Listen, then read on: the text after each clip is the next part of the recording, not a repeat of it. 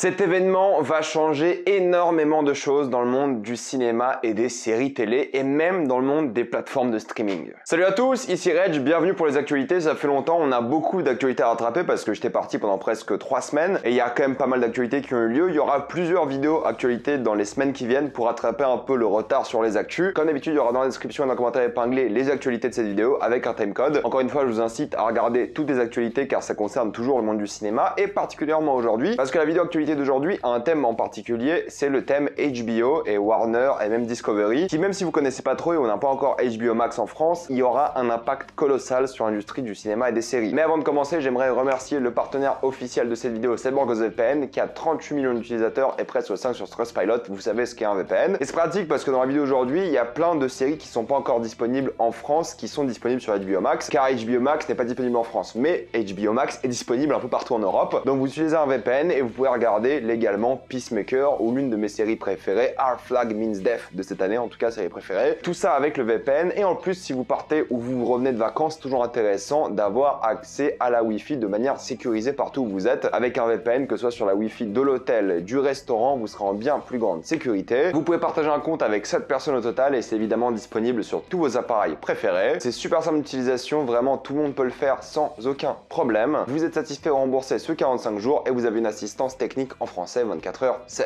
Utilisez le lien dans la description et dans le commentaire épinglé afin de vous abonner à Cyborg VPN et bénéficier de 85% de réduction et 4 mois gratuits, donc foncez sur l'offre. Qu'est-ce qui se passe dans le monde de la Warner et HBO? En gros, la Warner possède HBO et ce qui s'est passé, c'est qu'il y a eu une fusion et acquisition de la Warner et donc de HBO avec Discovery. Donc à chaque fois qu'il y a une fusion-acquisition, toute la stratégie d'une entreprise évolue. Et là, la stratégie a énormément évolué très vite. Le premier gros choc était l'annonce qui disait que le film Bad Girl n'allait pas sortir au cinéma ni sur les plateformes de streaming, ce qui était assez étrange. Tu te dis où est-ce qu'il va sortir? En Blu-ray, quelque chose? Non, le film a été tout simplement annulé. Et ça, c'est le premier choc parce que le film était quasiment fini et plein de gens qui travaillaient sur cette œuvre ne pourront donc jamais montrer leur film. C'est quelque chose que beaucoup de personnes disent n'a jamais été fait auparavant. Le film est quasiment prêt. Quelques informations pour comprendre un peu le contexte. Le film a coûté 90 millions de dollars, ce qui est plus que Prey par exemple, qui en a coûté 88 millions. Il devait sortir à la base en streaming. Ensuite, ils ont fait quelques séances tests et ils se sont dit ok, on va le sortir au cinéma. Ensuite, ils ont refait des séances tests. Apparemment, le film était pas assez bon pour sortir au cinéma, mais ils ont rien dit et là, ils ont annulé le film. Ils ont annulé un film de 90 millions de dollars. Vous vous dites, c'est pas logique, c'est de l'argent perdu. Au moins, ils pourraient le mettre sur HBO Max et peut-être gagner des abonnements avec Bad Girl. Sauf que non, parce que s'ils ne sortent pas ce film-là, ils vont avoir un crédit d'impôt et payer moins d'impôts. Du coup, d'après eux, c'est plus rentable de payer moins d'impôts si le film ne sort jamais, payer moins d'impôts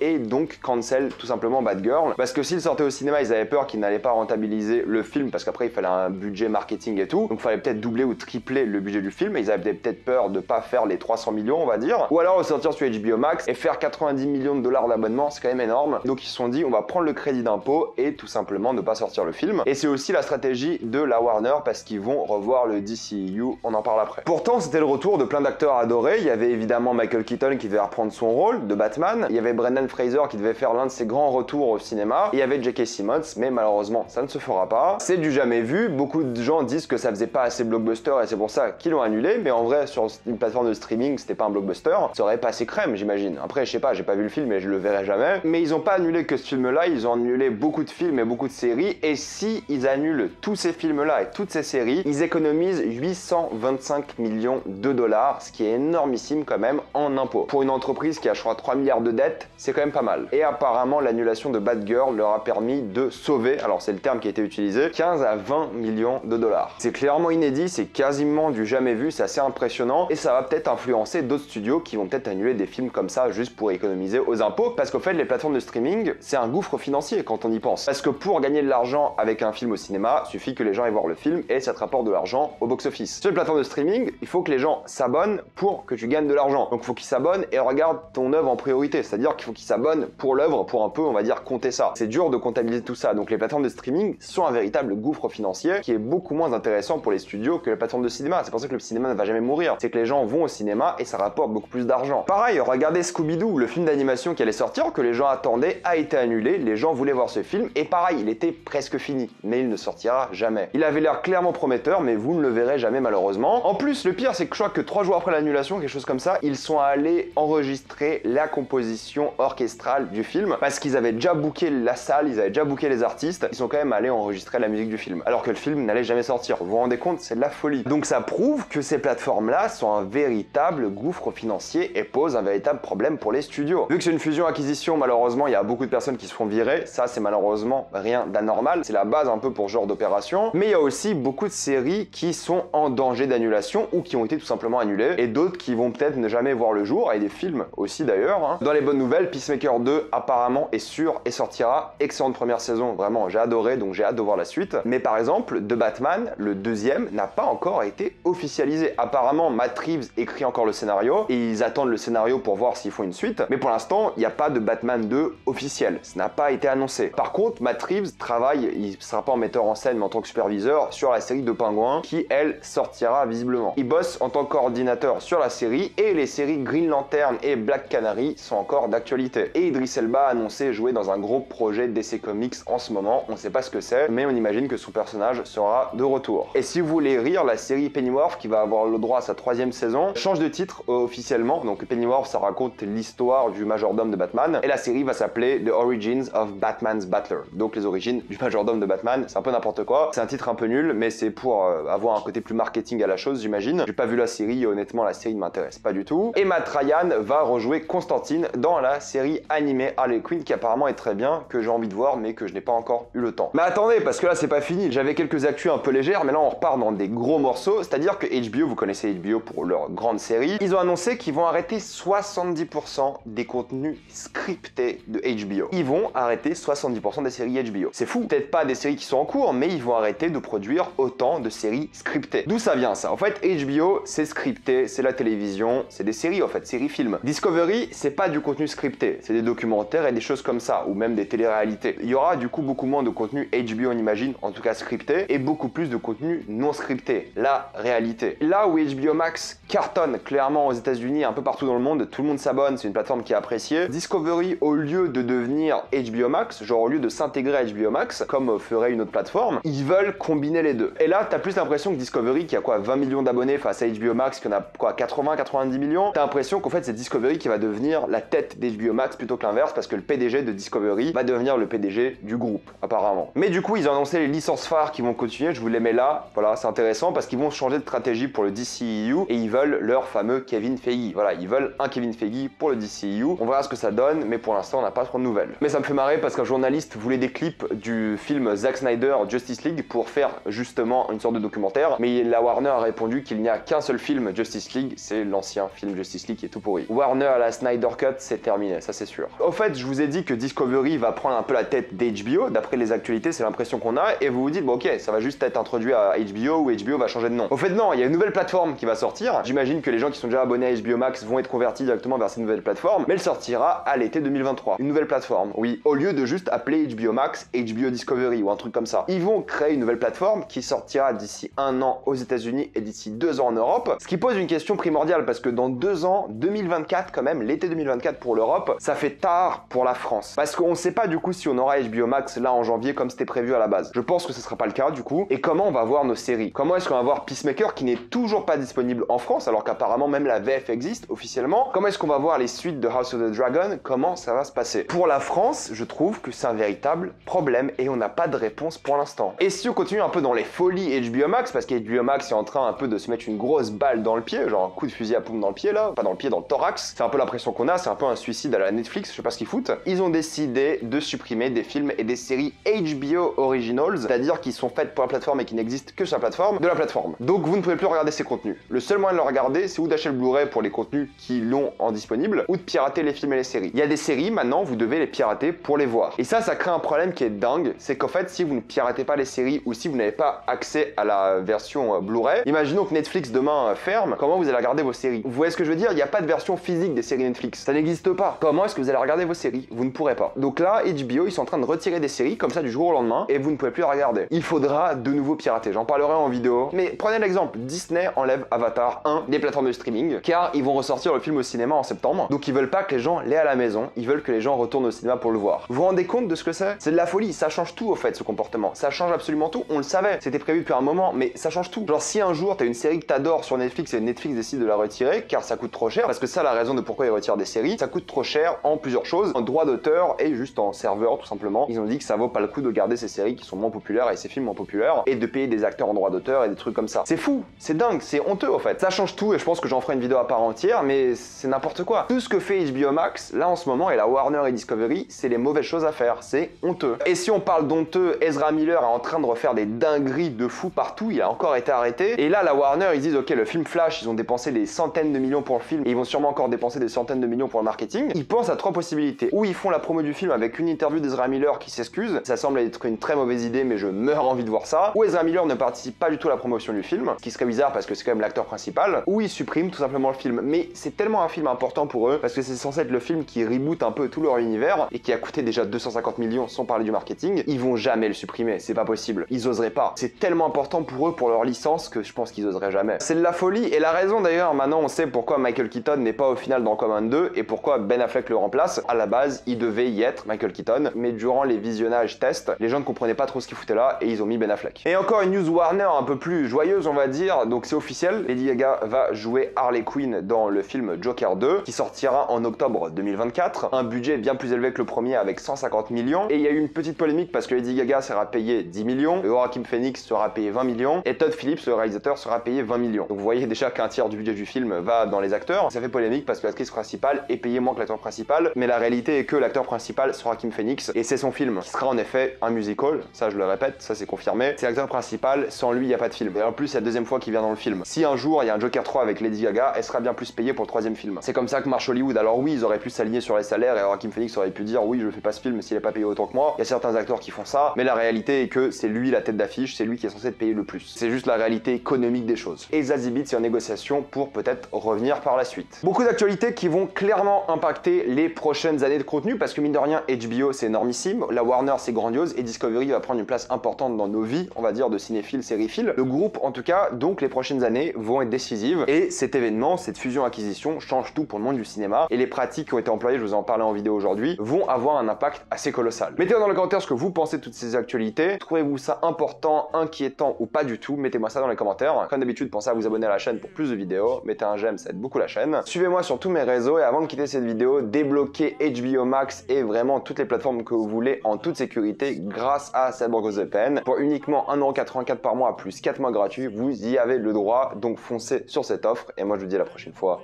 Salut à tous.